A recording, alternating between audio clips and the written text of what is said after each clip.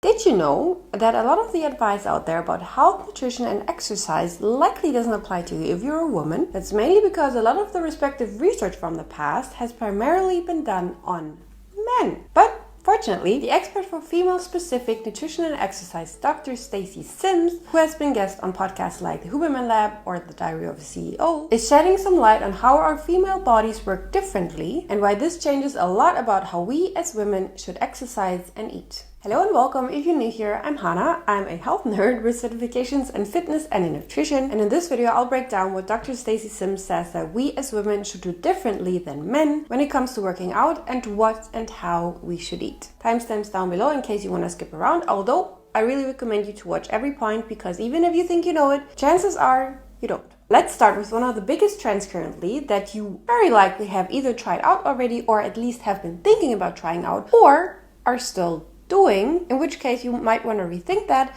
just like I did a while ago. I'm talking about intermittent fasting. So fasting in general, according to Dr. Sims, can be detrimental for active women unless you have a certain condition like PCOS, obesity, or are very inactive. And that fasting can either be time restrictive eating, like not eating until noon, or also a very high calorie deficit. And that's because fasting basically means stress for us. And especially in the morning, that means that our already high cortisol levels, our stress hormone levels, which typically are high in the morning, stay elevated. For men, those cortisol levels balance themselves out more easily, while we women need food in order to help our body balance those cortisol levels. So Dr. Sims recommends to eat something 30 to 60 minutes after waking up to help our body calm down and not stress out. Now, there are obviously a lot of benefits to intermittent fasting, otherwise there wouldn't be research suggesting you to do it. And one of the main benefits of intermittent fasting has been shown to be something called autophagy,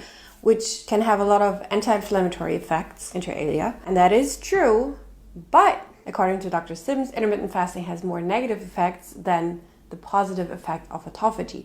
And she says that autophagy can also be promoted by exercising. So you don't need to do intermittent fasting in order to help your body to fight bad inflammation. And this autophagy thing is why I used to do intermittent fasting, because I wanted to, help my body fight bad inflammation. Now I learned that it's not necessary, at least not that long intermittent fasting of 14 hours or more. Another pro of intermittent fasting is that people used to say when you work out in the morning on an empty stomach, your body burns more fat, which would help you to lose fat. However, where women don't do well in fasted training, we see that a lot of women who do fasted training end up with greater fat accumulation. On top of that, not only is it not helpful with burning more fat, but putting extra stress on your body while it's already under stress because it's fasted, because it doesn't have any food in its system yet, is gonna make your cortisol fire even more and your stress levels to be even higher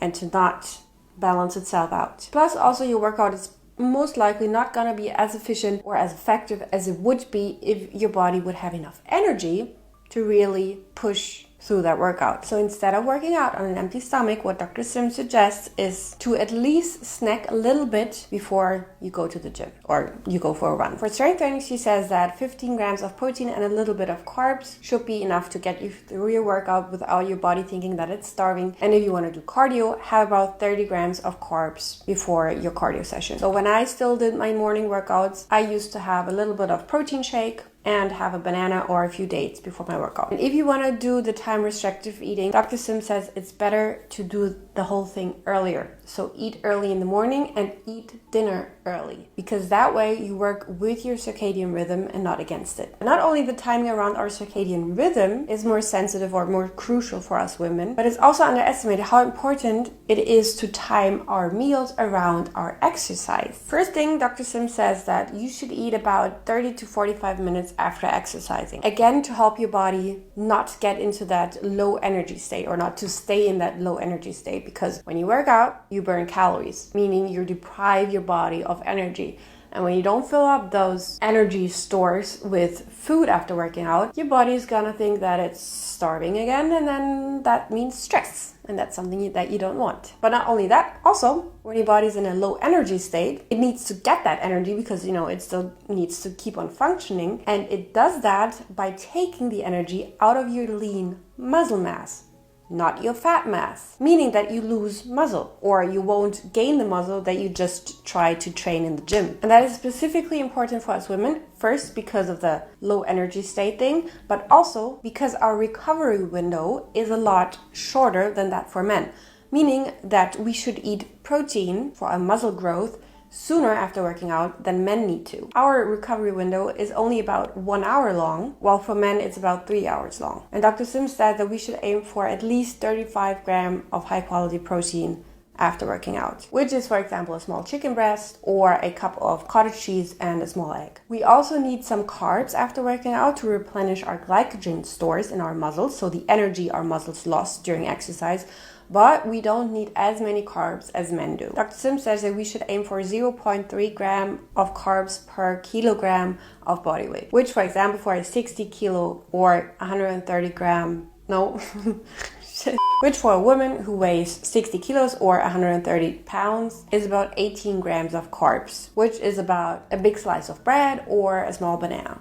And we should eat those carbs within 2 hours after working out. So it doesn't have to be as close to our workout time as the protein intake. And then pre-workout, whether that's in the morning or later in the day, you should have a little snack. Because even if you work out later in the day and you've had your breakfast or your lunch before, if that last meal is a couple of hours before your workout, you should snack a little bit of protein and a little bit of carbs. And that will help you to first have more energy during training, but also to not be so starving after your workout. And when you're not super hungry after your workout, you're also less likely to overeat. And also that's better for your blood sugar levels, but also you won't overeat and you won't get hungry. And speaking of working out, Dr. Sim says the foundation of every woman's workout routine should be resistance training. And no, resistance training, aka weight training, won't make you bulky, nor will it make you look as muscular as Dr. Sims looks like, unless you train and eat in a very specific way. She says that you should aim for at least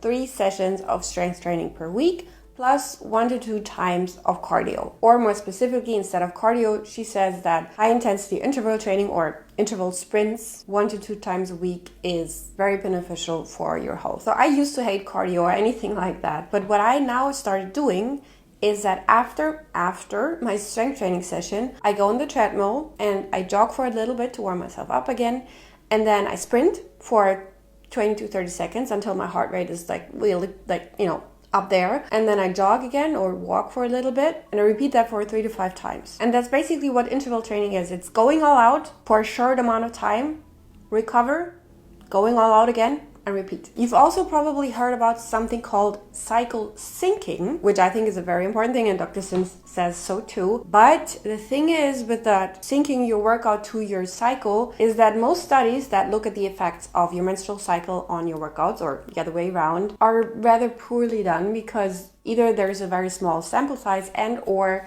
it's done on college students with a very regular cycle. And let's be honest, many of us do not have the most regular cycle. And even if you do, what those studies show does not necessarily have to apply to you. So there's a tendency for many women, not for all women though, that in the follicular phase, aka the low hormone phase, aka the phase from day 1 of your period to ovulation, we tend to be stronger and to have more energy, so we can do more high intensity stuff and lift heavier weights and so on. And in the luteal phase, so from ovulation till your period, which also includes the PMS period, we're not our strongest and we're not so motivated, and we should probably be a bit softer with everything. But this does not necessarily have to apply to you. Dr. Sims says that every woman should track their cycle and look for their own patterns, because that can vary from person to person, woman to woman. Overall, she says that working out too hard does not impact a woman's menstrual cycle. Instead, what can be, in fact, detrimental to our cycle is our food intake. So, for example, if we don't eat enough fats, enough carbs, enough calories in general, that can really mess up our hormones. And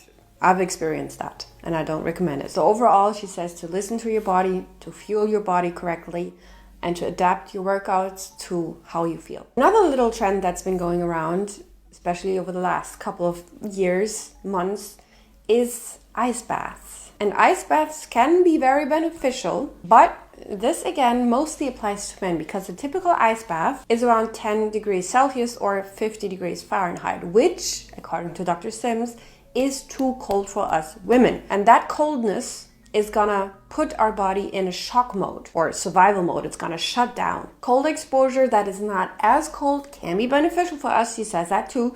But she says even better for women than cold exposure, mild cold exposure or milder cold exposure, is heat exposure, aka sauna, for example, because that's better for our recovery, for our hormones, especially our stress hormones, and it helps us relax and sleep better and just feel calmer overall. So if you like cold exposure, keep doing it, but maybe don't do it as cold. But if you don't even like it, you don't need to do it. Heat exposure is at least just as beneficial. Speaking of sauna making you sleepy, sleep is also something that is different for us women than it is for men. First and foremost, we need more sleep. Again, that varies from person to person. There are men that need more sleep than some women, but on average, a woman needs more sleep than a man. Also, our circadian rhythm tends to be a bit earlier than that of men, meaning we tend to get sleepier earlier, and also jet lag tends to hit us harder, and in general our sleep tends to be lighter, and our sleep tends to be even shittier before our period, where we have more troubles to fall and to stay asleep.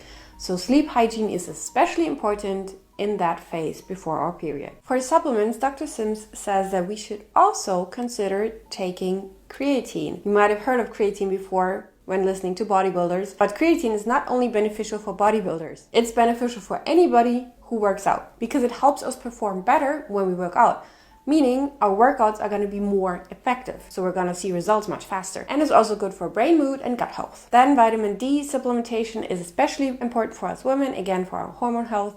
Iron, because we tend to lose a lot of iron when we bleed. And protein powder is also not only necessary for men, but also for us women. Sometimes it's even more necessary because we, on average, need less calories than men, but we need the same amount of protein relative to our body weight, obviously. But sometimes it can be hard to hit your protein goal while staying within your calorie goal. And protein powders can help a lot with, getting all your protein in. Or just overall, protein powder, if it's clean, can help a lot with hitting your protein goal, no matter your calorie goal. Speaking of calorie goal though, for women, it can be very, very detrimental, a lot more detrimental than for men, to not eat enough calorie. Please do not make that mistake that when you want to lose fat, to go into a caloric deficit that is too high. Our bodies work differently. For us women, being in a caloric deficit that is too high can lead to really intense hunger.